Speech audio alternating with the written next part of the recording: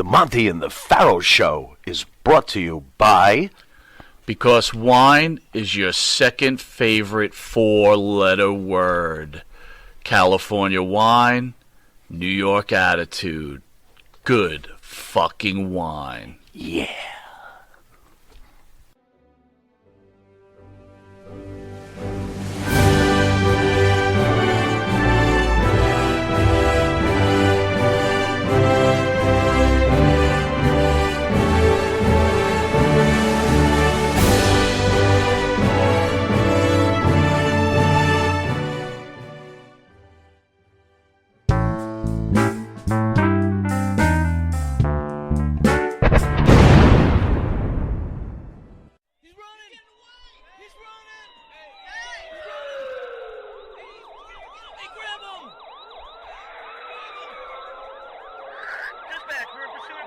And they have to resort to telling truths, Tommy Rich, talking about my mother, talking about where I came from. You want to give a history lesson? I'll give you a history lesson.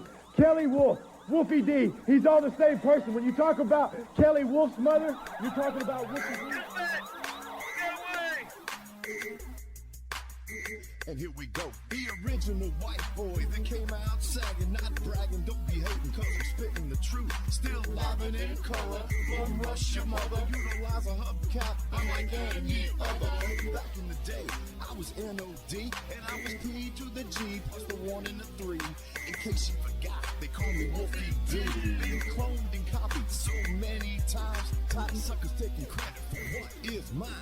You know who you are without me name dropping wrestling's first white boy coming out. The domination rap. I did all that shit. And they still want the two and not just the one. But I'm telling you, this one made the fucking team. It makes your ears get infected. Mad skills, no faking. There is no one great.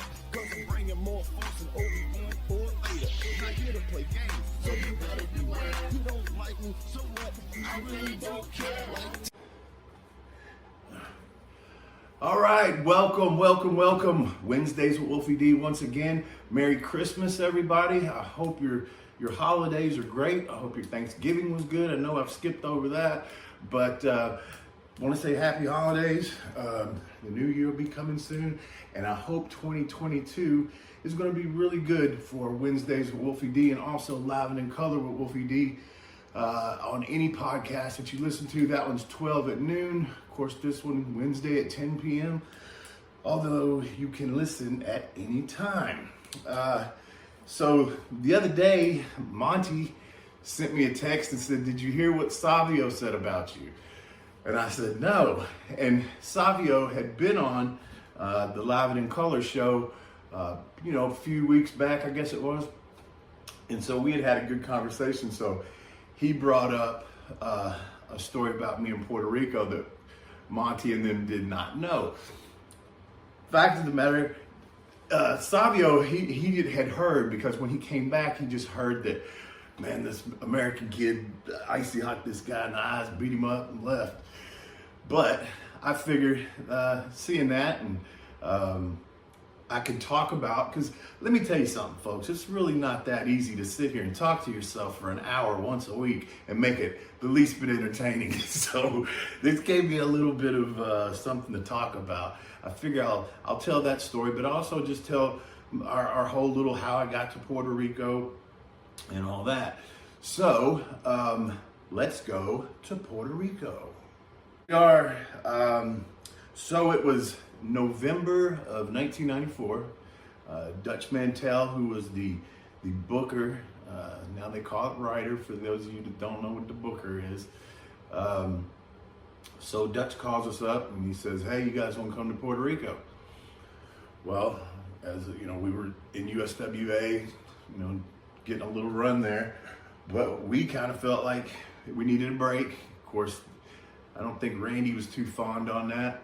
But we wanted to venture out from Memphis. We had never, except for the small little time we were in Mexico, that was the only other place we had really been except for our territory.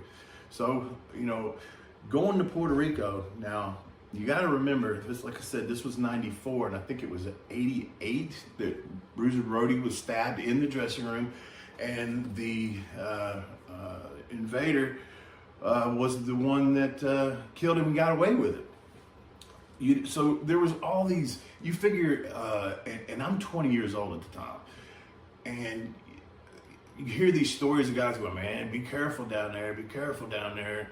You know, it puts a dark cloud over the whole experience, but yet I still wanted to go, and Jamie wanted to go, because it's a place you can go and learn. It's a lot like the Memphis territory was, because they didn't just wrestle, you know, once or twice a week. It was an actual, you know, circuit territory. So I wanted to go, even though, you know, there was a little bit of fear involved. I'm not gonna lie, that, you know, a 20-year-old kid going down there where you hear, man, and I believe there's a story too about the Batten twins going to jail down there. It's just not something you want to do. And so anyway, we get down to Puerto Rico, and I think the pay was, I want to say it was like $400 a week. And you didn't have to do anything. I mean, you just basically had to pay for your meals, although the room that you were in, you didn't pay for it, but it was called the Dahlia, and most of the boys stayed there, except for the ones getting really taken care of. This was a dirty, rundown hotel, and for Puerto Rico, that's the level of that is even lower. So you got, not kidding you, cockroaches this big. I had heard that before, but I saw it myself when I got there. So you're put up in this you know, roach motel, and I think it was either Wednesday through Sunday or Thursday through Sunday was the loop. I want to say Wednesday. So you're working all those days, but other than that, there's really not a lot to do. You know, you don't speak the language. You know, there's some American speakers down there, but this, like I said, 1984 is different than whatever times are now. And you also must remember that you're not in a real like tourist area. I mean, you're going into some areas that are where the people live. So you're staying at that hotel, and like I said, not a whole lot to do. It's kind of a rough place in some areas. So again, just setting up the fact that it can be a little bit scary and intimidating. It was for me. I wouldn't hide that at 20 years old. So the fans in Puerto Rico are something, you know, different than I'd ever seen, but I'd also been warned on that too. Most all of the events, they didn't have ringside seats. They had bleachers, and there was one, I know it had a cage, so the people couldn't get to you. That's how rough it was. The Bayamon baseball stadium, you had to literally, as a heel, which we were, you had to run, when it was your time to go, run out of that dugout towards the ring on the pitcher's mound. Because, as a lot of people have heard, they would throw all kinds of objects at you, some nasty shit too, batteries, just all that. So then when you come back, if you've got any kind of heat, you do not want to go back in that dugout, because they've got a bead on you. They see you coming. When you run out, you know, they got to catch you, but it's coming back's a whole different story. So what you would do was you go all the way down the right field line and out the gate. And we're talking a major league field here, or a pro field, you know, in Puerto Rico. And then back down around back to the door that led back under to where the dressing area was. So we're talking a little hall there. Well, I'd also always heard that you didn't want to be on last and get heat. And for some reason on this night, Dutch decided it was the thing to do to put us on last and end with some heat. And we're doing the deal, and I noticed that the people are starting to come up out of their seats and come towards the ring, okay? And we're beating up, I believe it was Mike Anthony and a guy named Dobie Gillis, both from Canada. Mike is no longer with us, rest in peace, Mike. So I noticed that, and I'm like, Jamie, we gotta go. So we get out of the ring, and they're not like attacking us at this point, but we make our way through the little bit of crowd that there is right there, and get to, I guess, about third base, okay? Because, like I said, pitcher's mound, third base. And I look around, and there's got to be 20, there's a group of more than that, but a group of about 15 or so were actually coming towards us, as to where we were kind of fast-paced walking to get down to that gate in right field. So we kind of pick up the pace a little bit. As we pick up the pace, they pick up the pace. And we pick up the pace and they pick up the pace. And I remember looking back and some of them are running now, coming from behind this other crowd, and they're running. So that's when I told Jamie, I said, go, motherfucker, go. And we are literally, it was like, I look back and it was like being chased by a pack of dogs. I mean, they were pissed, they were coming at us. And we were running and already blowed up from the match. So now we're having to sprint down to this thing. And he said, where are we? Further down. And he's like, because he knew I'd look back or something. And he said, where are they? And I say, I don't know, but don't fucking stop. And then we're running. We finally make it, run back down around to the door and get in. So that was like, what in the fuck? Why did y'all put us on last like that? So, that was one of the first nights in and one of the first experiences of it. But just I mean, like I said, you got to remember, this was 5 years after the Bruiser Brody thing. So that was intimidating, man. That was intimidating. And I had never been chased by a mob of wrestling fans before. So that was wild. Which leads me into my next funny story. I believe it was the same night. As a matter of fact, I'm pretty positive it was the same night because Abdullah was on that card. And somehow, and I'll tell you, Abdullah the Butcher as a kid to me was one of the most scariest, and still I think he's a scary looking dude in my eyes. I mean, I know he's, in a wheelchair and stuff now, but I mean, that was a big dude. And those eyes and all the scars and just the look on his face. I mean, that was a scary dude to me when I was little, man. So, Abby's on the card. First time I'd ever met him. And I don't know that I really said anything much. May have introduced myself at the when we first get there as what you do. And somehow, at the end of the night, in the locker room, it's just me and Abby, and all of a sudden I hear, and he's changing. Okay, he's getting ready to get in the shower. He's got a towel on, or some shorts, or like trunks, or something like that. But I'm not paying him any attention. I'm kind of packing my stuff up, and I hear, "Hey, champ," and I look over at him. "Hey, I need you to do me a favor." And I was like, okay, it's kind of strange, but what is it? Okay. I said, "What's up?" And I need a little help washing my back. Man, I don't know what the look on my face was. Still trying to be respectful, still trying to process what this big, crazy, legendary hardcore wrestler with this high-pitched voice is asking me to do, okay? And I'm thinking to myself, and I remember everything I said before, 20 years old, a little intimidated, all the stories that you hear. I had just been chased by a mob of people, and I'm thinking, what kind of fucking crazy place am I in? So I think to myself, and this is all in a matter of a couple of seconds, I'm dragging it out to let you know exactly where my mind was.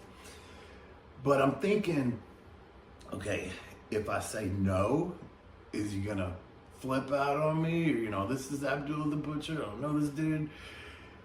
And if I say yes, how fucking icky am I gonna feel? So I said, sure. So, and as I said, the man was not naked, but this is still a very, very awkward situation. So he walks into the shower, and I stay seated, let him do whatever he has to do first. This was so awful. And so I come in there, and I honestly had this bar of soap as loose as I could have it in my hand, and just kind of like I'm finger painted. It's not like a scrub. It's like a God. I fucking don't want to be touching this guy. And so anyway, I made it as quick as possible, and I got my stuff and I left. But it was funny. I don't know if that was his way of ribbing me or what, but that's what I've never really talked about. I think it's funny though, all these years later, because I know how I felt inside. It was pretty crazy. So the story that Savio was talking about kind of was set up like this. Like Savio kind of knew, like I said, he wasn't there and only heard a couple of things, but I knew, what led up to it. Because that's one thing Savio said on there is I'm not sure something happened and then this happened. So what led up to the icy hot incident was, it was TV, and we were working this pretty big Puerto Rican guy. Now these were like job guys. These were not any of the star guys, okay? They were there to put people over. And then the other guy was a smaller Asian guy. I'm not sure if he was Japanese or Chinese or what. But I did know that the one guy was like a security guard or something like that on the side.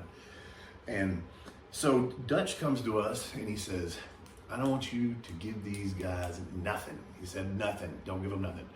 I need you to really get over it, okay? Now, what I know now and what I knew then about what that really meant to do is completely different, okay? Having said that, we go out there to the ring. There's no beef. There's no nothing. And we're just working with the guys.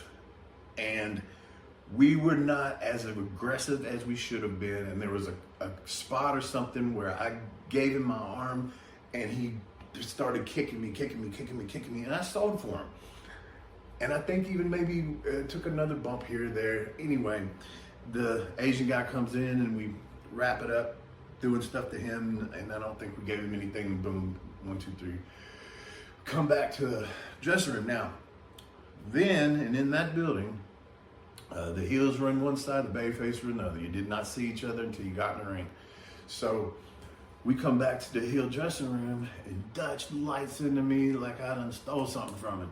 I told you not to give him nothing, god damn it. I was just going the fuck off. I mean, jeez, I thought we beat him pretty strong. As I said, knowing now what what I didn't know then, I shouldn't have given him that much.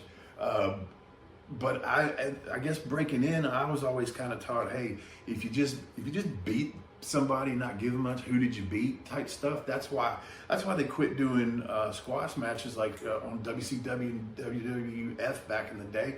It's because they're boring. You knew that guy dressed normally versus this guy that's got a gimmick and all that kind of stuff. So you knew who was going to win. But anyway. So I was always taught, give them a little bit, even though you're gonna beat them. I mean, because what did you beat, and how entertaining was that? So at any rate, Dutch lights into me, and so the whole next week, I got ribbed about it big time from the guys, from everybody. You let that motherfucker get you. You fucking scared of him, blah blah. You should have took it back. Blah blah. And so. Then I find out, in which this made no sense either. Why would you book two guys you're trying to get over against two job guys 2 weeks in a row? Other than to, I don't know, because of the ribbing or something. Let's see what happens this time type stuff. Maybe I felt like it was a setup. Because like I said, it was a big guy, man. It was a big guy, and I was nowhere near the size I got to be in the business. I was, 20 years old, like I said. So now I'm hearing he's gonna stretch your ass. He's gonna stretch your ass. Okay, hearing that all week. All right. So then that gets me thinking, and again, let's go back to what I said. The whole time going there, even there's a little darkness about going there. There was for me, and I know there was for other people because I've heard American guys talk about it. But I'm thinking, I ain't letting this son of a bitch whoop my ass here in Puerto Rico. I'm not doing it. And I wasn't sure that straight up if I could take care of him. I've never been one to be too fair when it comes to like a street fight. And to me, that's what this was fixing to turn into, because of all the ribbon, and I felt like people were gassing him up, and I know I was being gassed up. So that day, I go down. There was a bar called the Blue Dolphin. It was right down the street from the hotel, literally walking distance. You could see it, and it hung over the ocean. It was very nice. And so I go down there before the show and started having a few drinks. Yes, I said I was 20 years old, which is Puerto Rico. When I was down there, I would drink vodka, Kahlua, Pepsi, and milk. That was all combined to like a chocolate milkshake. Sounds gross, try it. So I sat there and I drank some of those. I'm thinking, what am I gonna do here? What if this guy just beats the fuck out of me? You know, and I don't want that. I don't want that to happen. So I came up with this plan and I had a few. I had to narrow them down. Put icy hot on this finger and on this finger. Excuse me, this hand. And I didn't tell Jamie. And this was, right before we was fixing to walk to the ring. And I locked up the dude. He takes my arm. Excuse me, it was this hand. And I dug that icy hot. It legitimately dug my fingers into his eyes and mushed it all around, wiped as best I could.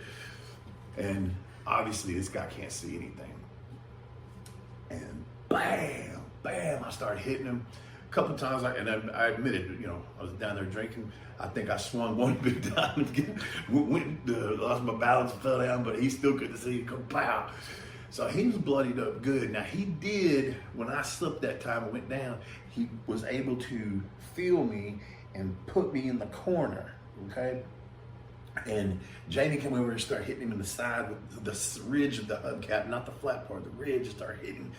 By that time, though, the dude was already bleeding, and bam, finally he just got out of the ring because he was all bloody.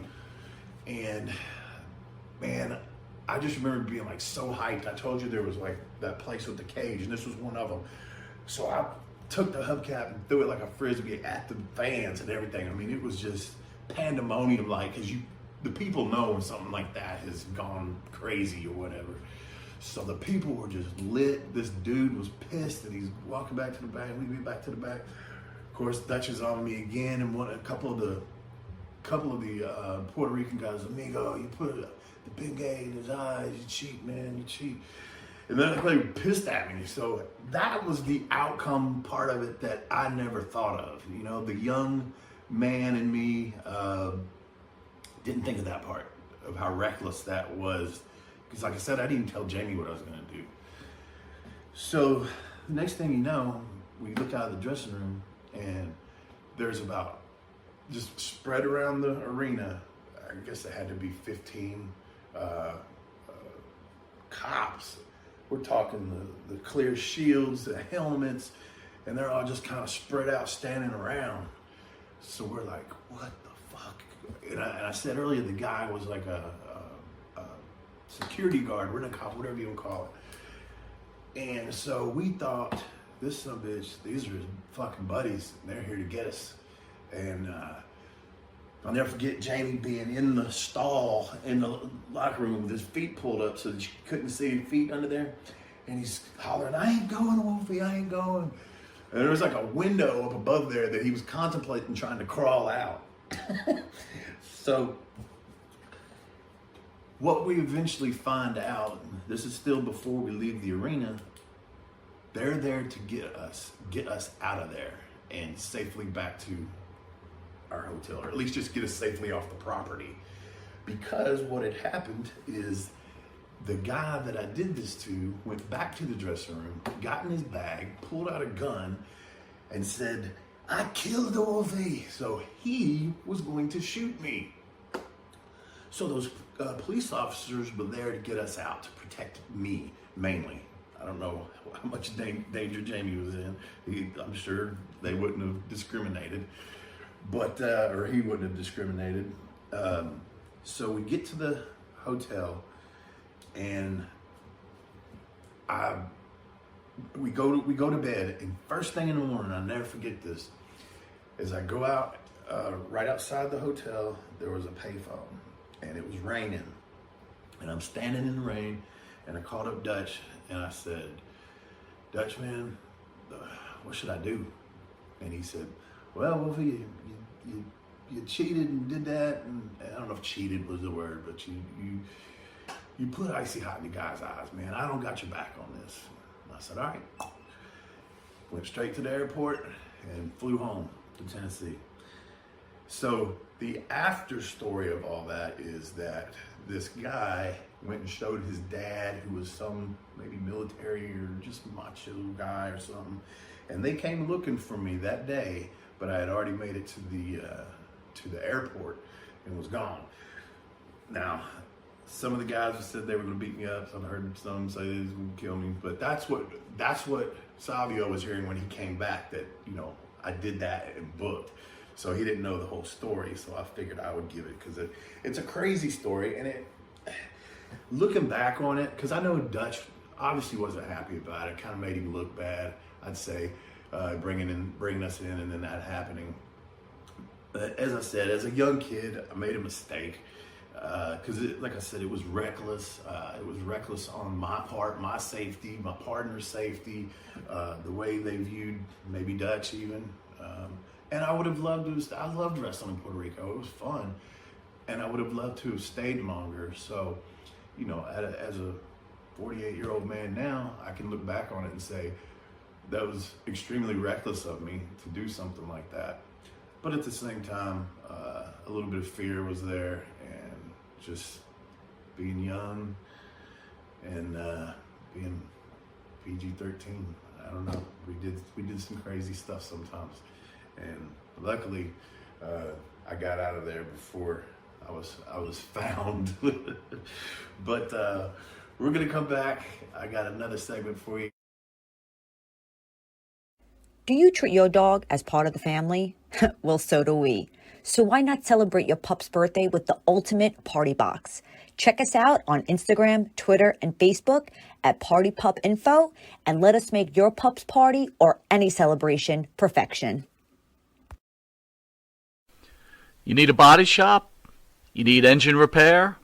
Auto Excellence, Collision Specialists, 631-261-6420. That's 631-261-6420. Auto Excellence.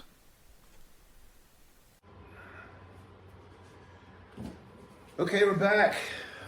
Thank you guys again for generously giving your time to check out my show. I appreciate every one of my viewers. Please share it and let some more people listen to some of the things I have to say. So I saw this video, and I just saw it, but I think it was a couple of weeks ago, maybe longer, where a fan jumped the rails and speared Seth Rollins. This leads me to talk about fans getting involved in the matches. It usually doesn't end well. And I'll tell you about some of my experiences with that.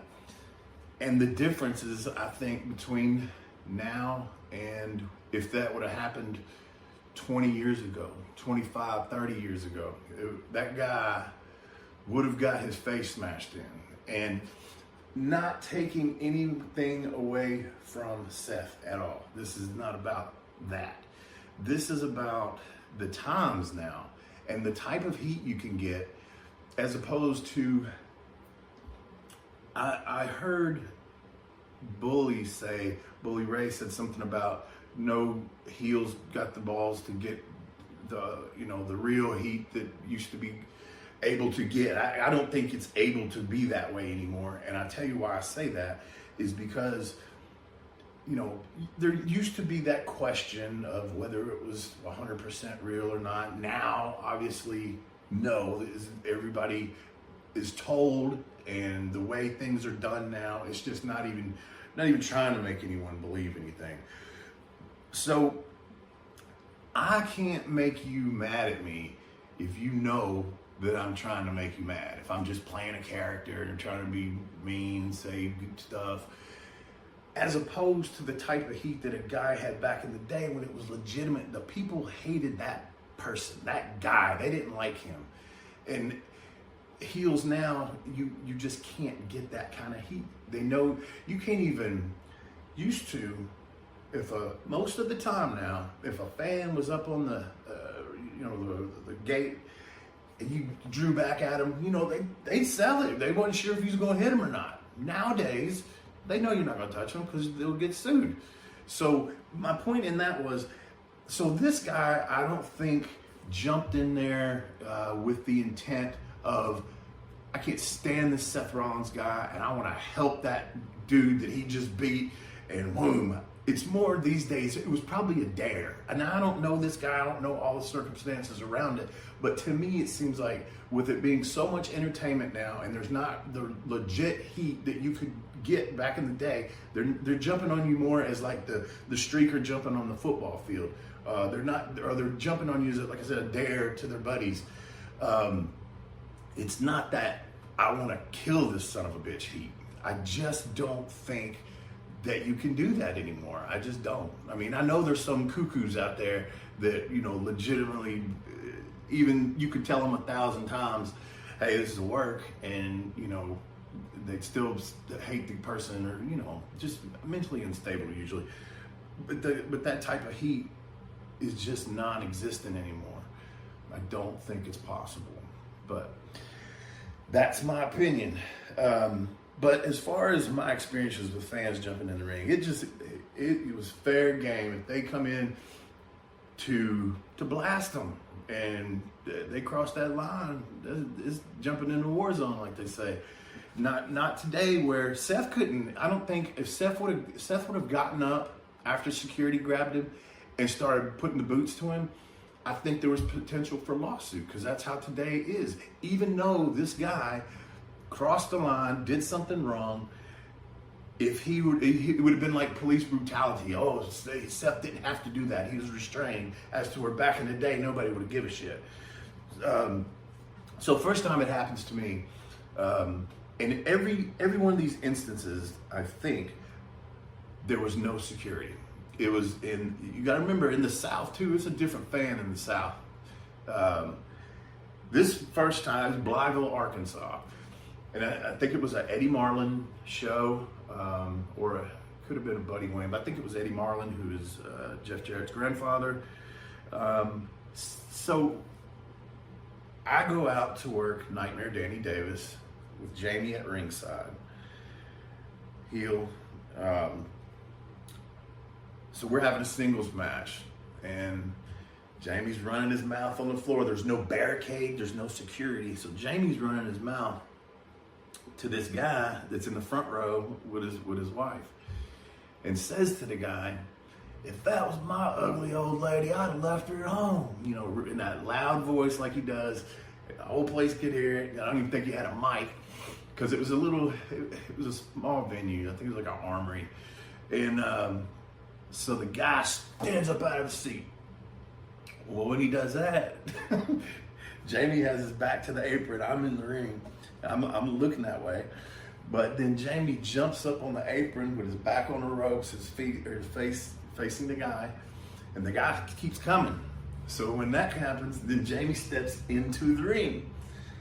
So he backs up further. Well, the guy starts coming into the ring now. And I think we're both about mid-ring. Now, I noticed this when I was a baby face a lot of times. People, when we would take Polaroids inside the ring with the fans during intermission, people don't necessarily know how to get in a ring real gracefully. So, and this is a common way that I've seen them do it. Put their feet over the second rope and not duck down, and put the other foot, so you're in the Harley Race springboard position, basically, which is what's fixing to happen here. So the top rope was in front of him, the bottom two ropes are behind him, and he's trying to do the limbo under the top rope to come at us. So I see that. I just reach over the top rope, grab his hair, pow, pow, pow. It was so just, I mean, he obviously wasn't rocking back and forth, but in my head I'm thinking the Harley Race spot. So Eddie runs out, or either Frank Morrell was the referee. He used to be a wrestler, big guy.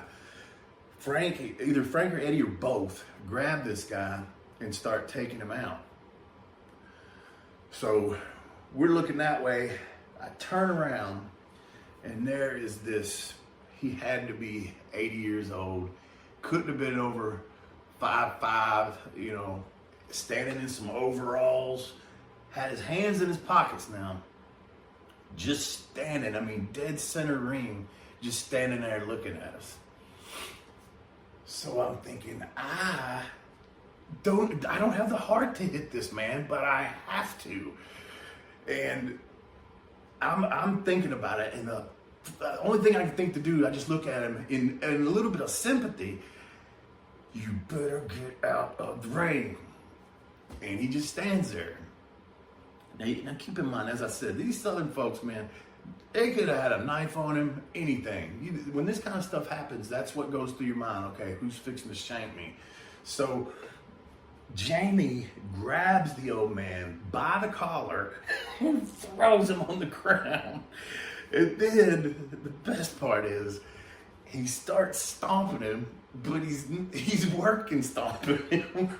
But I mean, obviously, you're gonna work and stomp, you're getting hit, and he's 80, so I mean, he's getting hit, but Jamie's just putting like the boots to him, just like that. This is hilarious. So that pisses another guy off.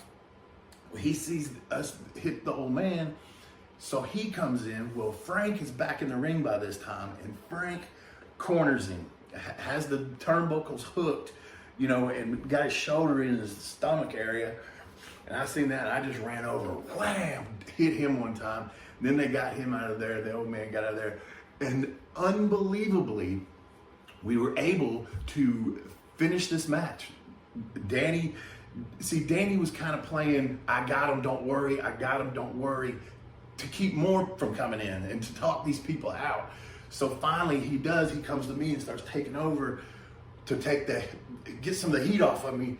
And I don't remember if I think Eddie might have made Jamie leave the ring to kind of take care of that issue for the remainder of the match. But that was a wild one, and you just don't know. Like I said, that little old man, he looked harmless, but he could have stabbed me right in the gut. So it's a scary thing, and that was the first time it had ever happened. At that point, I was 19 or 18, 1, 2.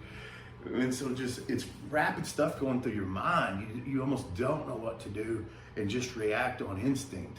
Now, like I said, had that scenario happened today, who knows what would have happened. I mean, they had no security. Somebody probably would have got sued for improper something on that. And, you know, maybe me and Jamie for, you know, hitting somebody, you know, when we weren't actually hit first, but we just knew if the fans come in, you whoop their ass. So the next time, let's see here. Oh yeah. So we're coming to the ring in Louisville. I think this was after WWE, but we were still doing the Nation Domination USWA version. And I took a bump, and in Louisville it was awesome because the police there were cool as they could be with the guys. They were so cool with us. Dean Hill was the ring announcer. He was a former police officer, very high ranking. So all the police there were really cool. So I take a bump and I stumble, hit the railing, and so I'm sitting on my butt with my back against the rail, the bike rail, people behind me. So I'm sitting there selling for a minute, and all of a sudden I feel whoosh all over my head, and the immediate smell of beer. So this dude had stood up and taken his full beer. I talked about this on my first episode. I got a beer thrown in my face coming down the ramp at Raw. Why you want to buy a beer? Throw it at me. So he stands up and just dumps it on my head. So at the time that I realized, the police were so quick, and this guy was like in the front row, and they don't stand necessarily right there at the ring. I don't think they were. Maybe they had to be. But as I stood up and turned around thinking, I'm fixing to blast somebody, and I wasn't holding back. And when I turned around, there was two of them there. They each had an arm. So this guy is standing there fully exposed as I'm turning around ready to swing, and I right with him in the cop's arms. And guess what? They took his ass out of there and didn't say a word to me. Like, man, you can't be doing, nothing. He started it. So, at any rate, and then the craziest one, and this one is actually, it's on YouTube. It's called the Mississippi Riot. The footage is horrible, and it doesn't really tell the whole story that I'm telling here because of the camera, and you can't really see, and it doesn't get all of the stuff. It doesn't get everything. But so we're in, I think this is Corinth, Mississippi. Again, no security there. So Jamie, it's me, Jamie, Brickhouse Brown, and a guy named Atomic Dog, another black guy. And this does play into the story by me describing the color of Atomic Dog, who was my friend. This is an 8-man tag. We're the heels. Babyfaces have not come to the ring yet. Very small, again, army, but it's fucking packed, okay? And Jamie does his mic work. Well, there's a guy standing in the very back who's holding a biracial child. He's white. Jamie says to the guy, this ain't the only thing he said, but this is what starts it. He said, "Hey, redneck, looks like Brickhouse snuck into your house." And man, you could just feel everyone in the place go, ooh. And even the reaction was just, it was hatred. It was hatred. And this guy's he's probably in his 50s, looked probably a little older than that. But he puts the child down, and from the back, now he was standing in the aisle, so he had a straight shot. He comes running, I'll say running, jogging, coming, speeding up. And then, he sees us all kind of square up, like, oh, you coming in here. So he falls down, and I'm not sure whether, in fact, I am pretty sure that he didn't have any sort of health issue. I think that when he saw the 4 guys he was fixing to jump in on, whether it be 4 guys on 1 guy, no matter if you're wrestlers or pussies, it's not, the odds ain't that good. So I think he fell down. And he started shaking like he was having a heart attack or convulsion or something.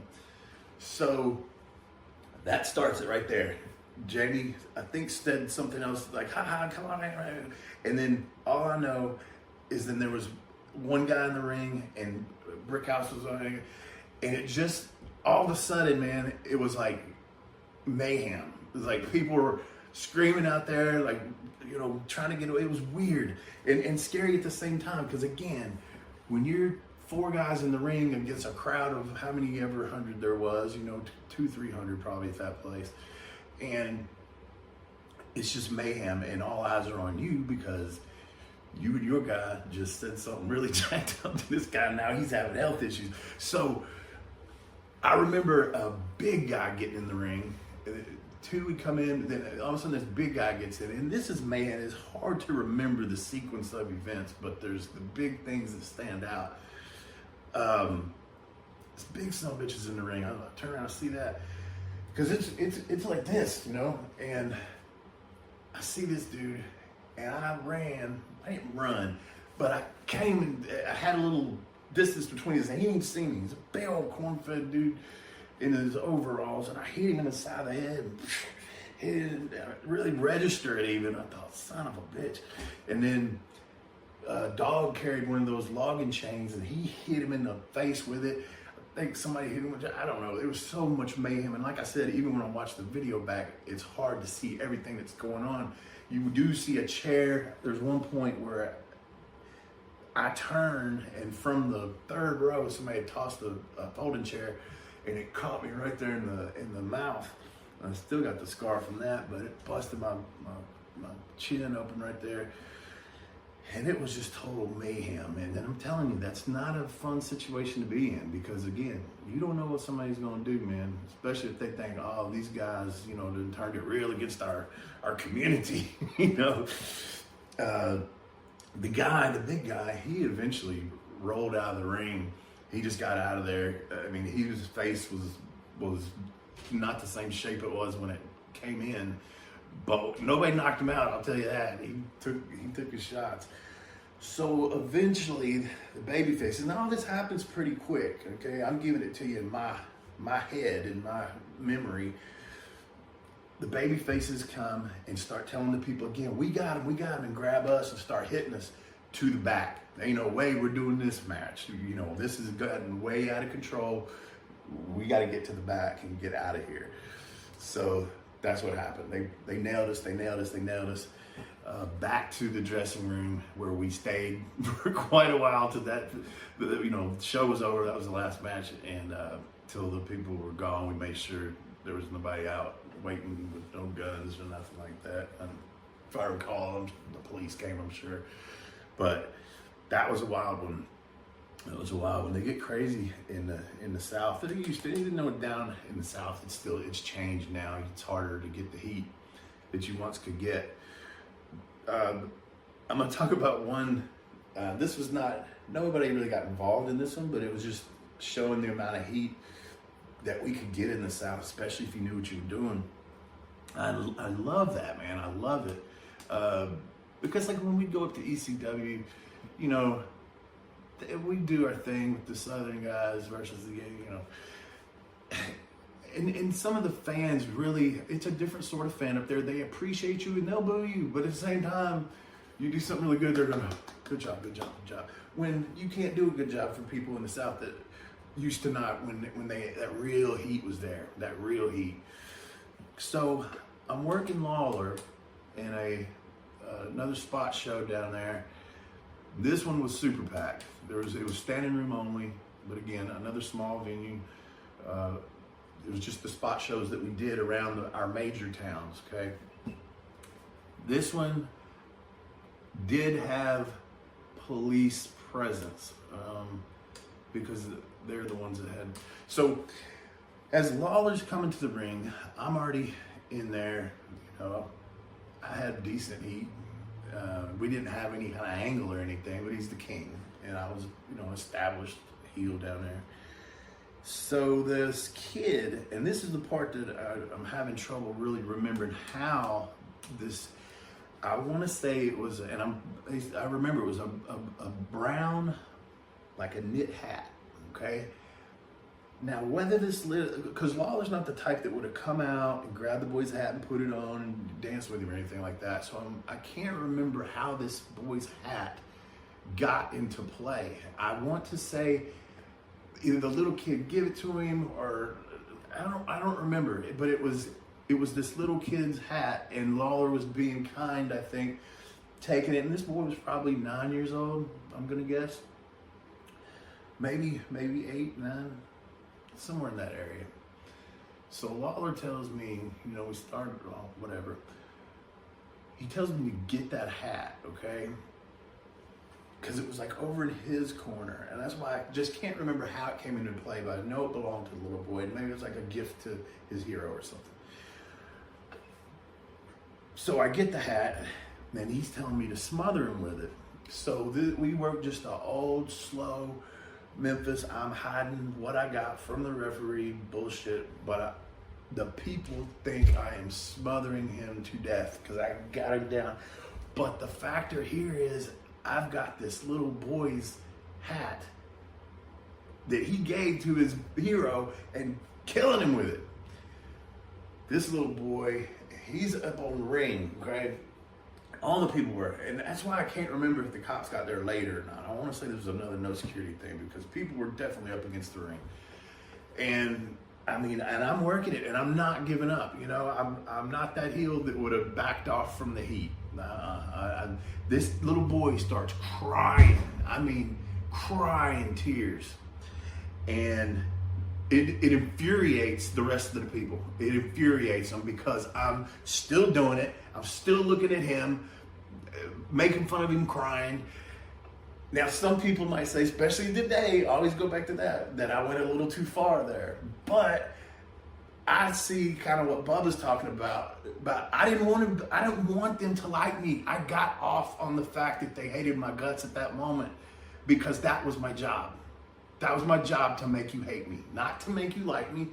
I didn't have to do any cool moves in that match. I basically just had to smother Lawler, keep doing it, keep working until he made his comeback and beat me, which took off a little bit of that heat, because then he could go out, condole, the child, and even though them people, that's why I say there was police or somebody, because they had to get me through the crowd to get to the dressing room after that. Even though the heat died down once he beat me, and once he hugged the kid and all that good stuff.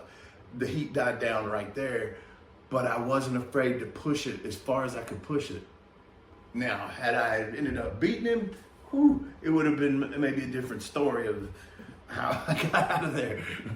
But it's just different between now and then. And it was so much fun then to me to either be that over, where they really believed in you and believed you was whooping somebody's ass, or they hated you so bad that they wanted to see you just get killed.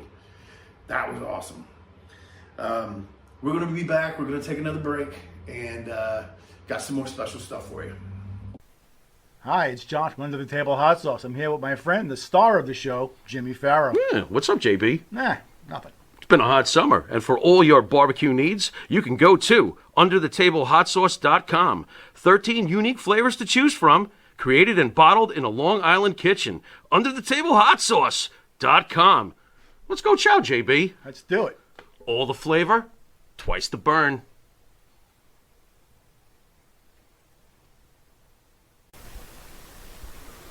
M&J Video Games and Collectibles. Sport and non-sport cards, wrestling items, autographed items. We buy, sell, and trade. M&J Video Games and Collectibles, located at 1049 Queen Street, Southington, Connecticut. Call us at 1-860-479-9223 or 860-93-GAMES. M&J Video Games and Collectibles.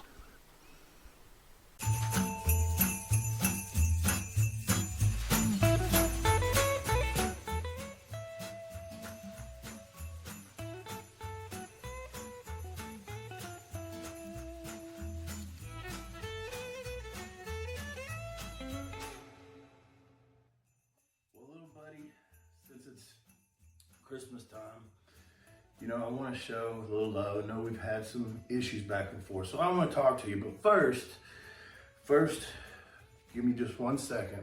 Y'all know what that means. Dear. Yes, baby. What are you doing?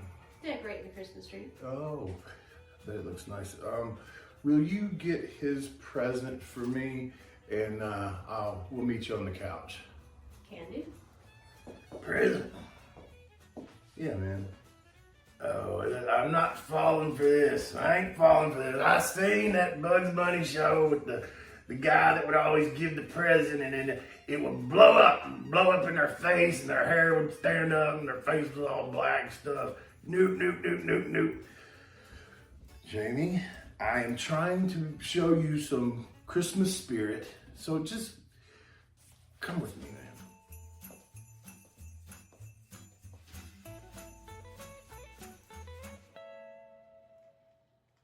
You got you a present. You want to say hi? Hi, kitty. What? Do cats not like you, or is it just dogs? Because, see, we don't feed him poop sandwiches. Rawr. Okay, Binks, you can go now. Well, let's get to this present you said you got me. You want to open it for him? Sure. See, I'm not a bad guy. We can still be brothers, man. That's what it's all about in Christmas season.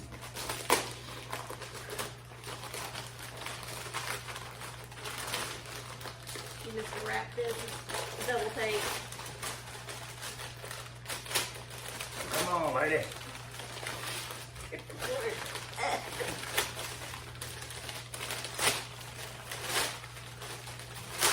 This better be good.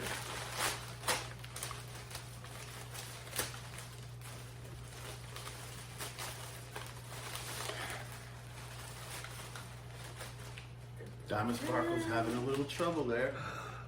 What kind of bullshit is this? No, what do you mean? I got you a little elf on a shelf because you're going to be sitting on the shelf too. So I thought you might want a little company while you're up there. Man, Wolfie, I know you mean well. I know you do.